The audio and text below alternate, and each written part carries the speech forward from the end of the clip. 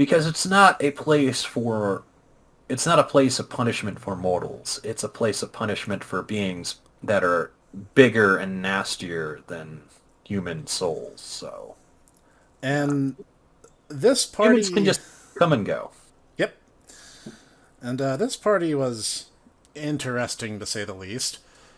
We had the cult leader, Zen, and I don't think he understood why exactly an exalt would bother having a cult, because he never seemed to lead his cult. And so they So were just kind of chilling in hell. it was important to note that when we mean cult, it's referring to like an actual religion. Basically, it's your own religion to you. It's not like you have, oh, do you want to join the Brotherhood of the Moon there, brother? Don't you want to join Anshin Rikyo? I mean, you can set it up like that, and Zen kind of had his cult be kind of a Anshin Rikyo type of cult. It got really weird, but it's not really supposed to be that way. Yeah, and they had no food, they had no resources to speak of, like no water, and really, really draconian rules, including that they weren't allowed to have children except under special circumstances. It was, And I mean, he had reasons for a lot of these things. And initially, I thought a lot of these things were him going, "Oh yeah, I have like this weird monastic brotherhood. Of course, they're gonna have like really weird lifestyle rules." But no, it was like, no, I'm not allowing them to have children because we don't have any food. And it's like, okay, but why don't we have any food? Well, I just didn't think we'd have food. I'm like, oh, yeah, but you you this is all on you, dude. You were the one saying you didn't have any food. yeah, and we'll double back to that. My notes next go to Targon, and oh boy, Targon was an interesting one because his backstory is he was an arena gladiator, and he fought his way to freedom. And that's a really cool idea. I think that's a great idea for an exalt. Mhm. But he also was a successful businessman and had resources 5, which means you have more money than the gods. He owned a chain restaurant which he managed himself, despite claiming to have locations all over the place, and demanded that his demonic clients pay in artifacts. Now, you see, that kind of insanity can work in Malpheus. Now, the problem was that this wasn't some, like, uber gourmet, ritzy for the upper crust echelon kind of restaurant. It was like a Ponderosa steakhouse became the meme. Yeah. And it was just really weird and very, Which I mean is kind of, norm for hell. Hell is very unusual even for creation. And creation, the setting for Exalted is really weird too. it is. So, And next in my notes is Taiga, who was your character. yep. She was oh man, I had so much fun with her. She was oh, sorry, my computer's yelling at me. Oh, you're good. Um, she was a Don case. She was a warrior, a sower, and she was a brawler. She fought with her fists because I love Fist of the North Star, and I wanted to, blow people up. I had a character before who's basically was Rao from Fist of the North Star, and so I, joked, it wouldn't be funny as if like he, after conquering the North, decided to settle down. He got a wife. He had a daughter, little girl of his own, and basically, so there's a 7 foot tall like triangle man, entirely muscle, no body fat, just has this girl, and just decides to teach her how to just be just total G and just destroy people with his bare hands. So he did. And so the entire thing being is that she just constantly was surrounded by people that could just kill anyone that they came across with anything they had because they were just trained from, the very beginning of their lives to be deadly warriors. And so it was just, oh yeah, just all my uncles just knew how to kill people with their bare hands. And I fought against, deadly animals ever since I was a toddler and could walk. And just when I was a little girl, 10 years old, I just would beat grown men to death. And I had my own street gang, and she was in her late teens, I believe, at that point. Yeah, she And was the youngest of the circle, and I think you said she was like 17 or 18. and yeah, she just would go around and just beat these hulking demons up, not because you know not for any reason apart from she needed to test her strength, and also she wanted to bring justice to hell. Yep. And basically we started to form our own nation, and so I became the police chief. That was my self-appointed duty. Yep, you formed the And I Justice Buddies. Yes, and I had a big sister slash guardian who was a mouse of the sun. Mice of the sun are awesome because they are basically they're little white mice. They have um, a little gold circle on their backs, denoting that they are mice of the sun. They are gods. You have to understand that this is a polytheistic setting, and being a god is not particularly impressive. It does give you special powers and everything, um, but it also kind of has a lot of responsibilities because this is similar to Chinese mythology, and being a god basically is like being a government office worker. Yep, the And great so, divine bureaucracy. yep. And so I had Squeak, the Mouse of the Sun, and Squeak was awesome. She was basically like the big sister that Taiga never had, but she probably really needed because she was just surrounded by like really boisterous Mad uh, Men. madmen. Yeah. And actually, my character ended up kind of pseudo adopting her. My character, who derived his name from the Exalted name generator, it's a real website, you can look it up, lots of fun. I had Master of the Eternal Golden Paradise. And Master, I built him to be the businessman. Now, he started Resources 3, which is, I'm rich, but I'm not the richest guy around. And yeah, my goal was to build Hell's first theme park, Super Happy Funland.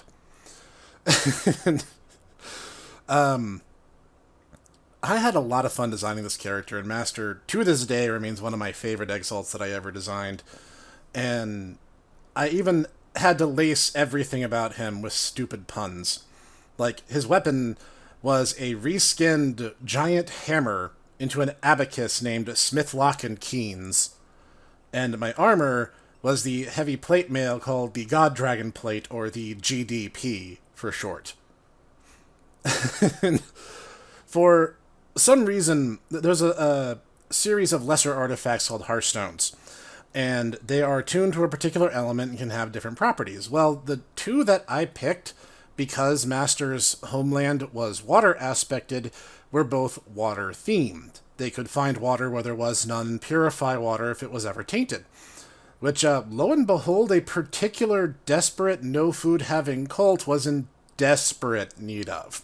So, yeah, I donated my Hearthstones to the cause, and Taiga and Master pretty much took over the cult and established Taigaism. And the only particular credo of Taigaism I remember is that she thought that taxidermy was super nasty. You have to, treat other people the way that you want to be treated. And yes, taxidermy was gross. I was basically treating Taiga as kind of simple-minded but well-meaning. She was just, very, very simple, very kind of happy-go-lucky young woman. But I also was like, you know what? I need to have something really, really weird if I'm gonna start a religion. And so I just was like, yeah, you know what? You know what's gross? Stuffed animals. Not like Not like plushies. I a mean teddy like bear, actual. actual Yeah. taxidermy. Yeah. So That's like, you where know she what? drew the line. She's gonna ban that. That's gonna be something that she's not gonna enjoy. So And a small list of things that we did. There was Operation Eats and Poops, which was our desperate attempt at saving Zen and his entire cult of hapless victims. And because that's when Master's Hearthstones came into the equation. And then I found out that Zen hadn't signed the proper paperwork because he set up his cult in a space known as the Endless Desert. The Endless Desert, as I understand it, and you can correct me if I'm wrong, as you are much more knowledgeable about Exalted lore than me, the Endless Desert is both a place and a person. And yes, it's important to know that the basically the entire thing is pretty much um th- these the ancient titans which created the worlds that Exalted happens on are simultaneously people. They are also simultaneously worlds unto themselves. So the endless desert is basically it's just this endless, as the name implies, it's just an endless desert that just happens to be there, and it's kind of a world, a dimension unto itself. So yeah. so he didn't file out the proper paperwork. So there was a curse placed on the water spring, locking it underground. So I have an ability that can actually basically wrap curses into a sheet of paper, and I can fold them away for later. So I did. And then I had to go figure out what the heck was happening, so I had to go speak to Kekaline, the actual manifestation of the Endless Desert. And my GM goes, Alright, Snek, go ahead and roll for bureaucracy, which Master is bureaucracy supernal. So his specialty was really wrapping people up in red tape. And I threw one of the best hands of the game. Forgive me for some adult humor, like cover your children's ears here, because he tells me that I made the Endless Desert moist. Master, as I would later learn, went on to essentially marry Kekaline after the campaign had ended. And I'm just like, that is amazing. And I am so proud to have been the cause of this. Let's see. Next was, oh yeah, Zen begged Taiga for assistance in getting a Book of Forbidden Magics. Yep. And of course, I think was that before or after he begged your martial arts teacher and then like ran away. That was this was before because that happened almost right before. Oh, excuse me. I'm drinking coffee again. Shocking, I know. I'm having the burps because of it. Um, that happened right before we decided. You and I both were like, yeah, we're done with this game. And we decided to go to a new set of characters. Um, but yeah, so we he's you have to understand that certain things are in hell are considered verboten, and despite the fact that pretty much anything is allowed, there are certain rules that are just not. Certain things are not tolerated, and the sorcery is one of them. The ability to wield miracles, and that is heavily, heavily, heavily restricted, unless you're one of the nobles. If you're a exalt or you are a second or third circle demon, yeah, you can do that. But if you're not, if you're a first circle demon, which is the most common type, well, you're going to get killed, and probably not in a very pleasant way either. Um, so Yeah, I have a note So here that just says the 17-year-old girl understands the black market better than the man who's in his 30s. yeah, he goes up to a fence and he's like, "So, you got any books on sorcery?" And it's like, "Are you kidding me? You're just gonna go up to a guy and be like, "Hey, do you have something that if you acknowledge that you have will lead you to be put to death?" No, no, what? No. You got to use like euphemisms and code words, and you got to be like, "So, hypothetically speaking, if you were to have something like this, or if one was to wish to procure something like this, you know, would it be available?" You know, and even then, that's kind of on the nose. But But at least I then was, you would be like trying to obfuscate it. yeah, yeah, And let's see. At one point, we fought a battle mech, and the team managed to topple it despite even being man down at the time. Master sealed it with a linguistics charm that read, "Don't touch. This means use." And remember this. This will become important later. And yeah. the sin that I will not be forgiven for was I eventually made Super Happy Funland, mostly as a front for educating and training and like job training the cultists who had otherwise just been sitting on their hands this whole time. So I made my theme park, and I was like, you know what we need? We need cute animatronic mascots. So I invented the Bot. They were able to dance and sing and answer simple questions, and they also doubled as park security because they'd beat the crap out of you if you tried anything funny. And Master briefly considered a Zen bot and a Targon bot, and then Taiga pointed out the robots probably would have just self-destructed or something if I had allowed them to. I Yeah. didn't ultimately ever make them. Yeah. And the last thing I really have any notes on was during a fight when Master was separated from the others, he was offered a ride by a demon to basically skip layers in hell to get over to where the others were. And Master's like, okay, how much is the fare? The demon's like, well, we don't take money here. I would take something more existential. And Master's like, okay, what do you have in mind? He's like, I fly based on sadness. He's like, what would make you really, really sad right now? And Master replied, if I lost money on a investment. And he's like, well, you better hurry up and do that. And Master just kind of folds his arms and is like, you know what? No, I'm sure my friends have it under control. I'm just gonna go home and wait out. Yeah, the funny thing was, is he was watching us fight this giant, like Rodan, like pterodactyl monster. He's watching us in the distance fight this thing, and he's like, "Oh man, I need to help you." And then he's like, "Lose money, giant Rodan." No. My friends are good. They're good. They got this. They got It's this. one of those things where it's like your character is not you as the player. And that's something really important to hold on to while you're role playing.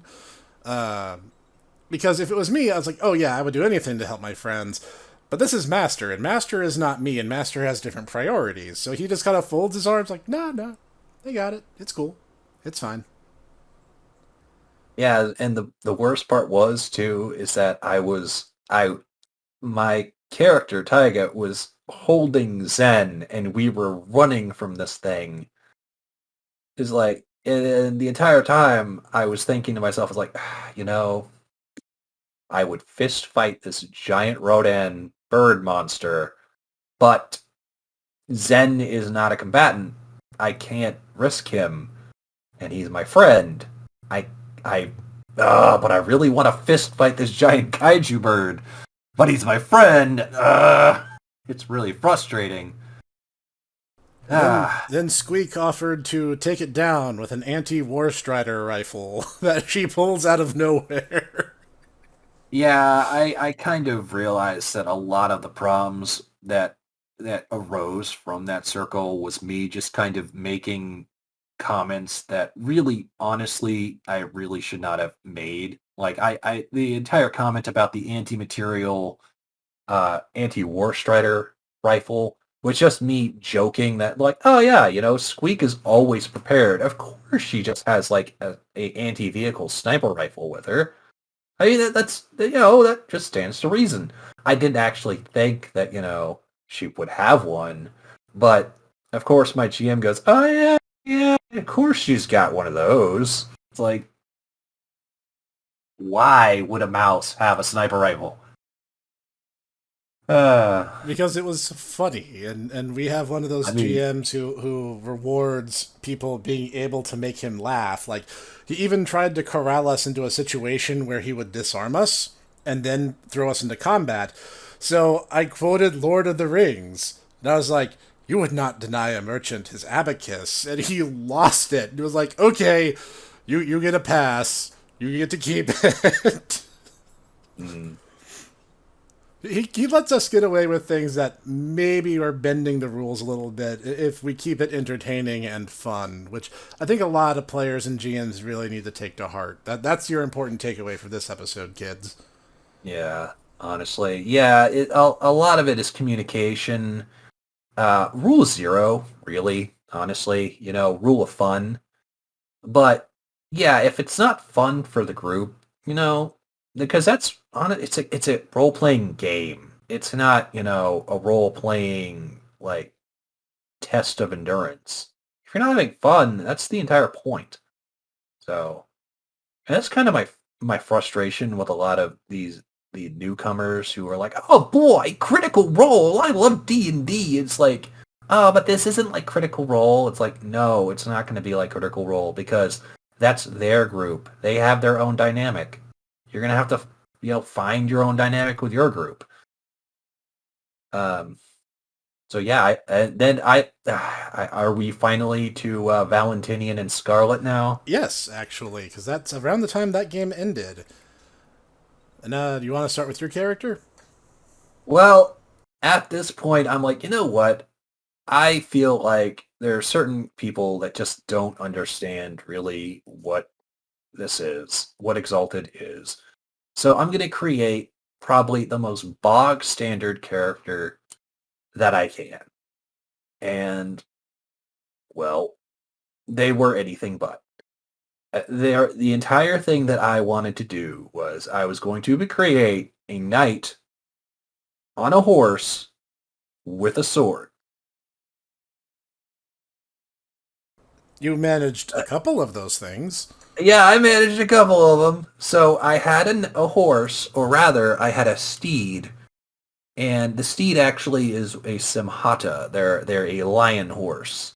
They're a carnivorous, highly intelligent, pack-based animal that were actually tamed by the Solar Exalted to be used as steeds. And they're Mine was called. apparently very Uh, highly opinionated, too. Oh, well, yes. Mine was called Brendanus, and apparently he had seen some things in the war. We don't know which war. You know, man, the war. Oh, The I mean, war. yeah, and he was also kind of a drunkard. He loved him some spirits, and also eating people's fingers, apparently. Yep. And Um, oh, well, I mean, I decided at that point that my character was going to be have a flaw called throwback, whereupon they would basically perfectly remember their past life. The problem being with this flaw is that you start to lose track of where your past life began and where your current incarnation's life is. So I decided to go all in. Just my character, when they exalted, just became this person. Uh, but I ultimately was like, you know what? I don't even know what um, sex my character is. I don't know what they are, but they are Valentinian. They are this ancient soldier from the war with the Titans, and they were like, the war's not done yet. I need to perfect myself as a warrior, and I need to defend creation against the Titans and their lieutenants. And I will not rest. I will not sleep for an instant until, this is prosecuted and creation can be saved. And so he and his friends swore this oath so that as long as creation exists, they will constantly come back and they will not forget. And so as whenever they reincarnate now, all of them will just kind of uh, their minds will become those of their old incarnations, if that makes any sense. And so, yeah, I just basically was in this solid gold plate armor, just going around as this knight for 2 sessions. I didn't even know what sex I was. And I was like, you know what? I'm just going to roll because it doesn't matter. I had been speaking as this very authoritarian, very military-minded person, just kind of like a Vietnam drill sergeant almost. Like, I've seen some shit, kids. And, well, I decided to let my group, tell where Valentinian's current incarnation came from, and I would do a dice roll to see, what my sex was. Turns out it was a It, girl.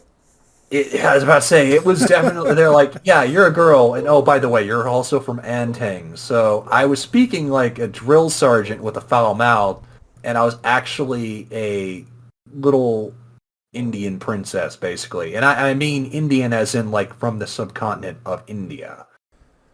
And one of my favorite quotes was, for a grizzled war veteran, he has the defenseless little girl bit down pat. Oh, well, yes. There were a few times that I disarmed people by, leaning into the fact that I was actually, this 5,000-year-old man who was this little girl, basically. Really, that was not not my wisest decision. Um, I But mean, it was I like really, Valentinian. I think she, I guess in spirit it's a he, so it's whatever. Valentinian yeah. was a great character, and according to my notes, someone in the party observed that she had a fat butt. I don't know who said that, but someone in our party did. I'm pretty sure it was Kaijon. That, That sounds yeah, like something he would have said. that seems Uh, legit.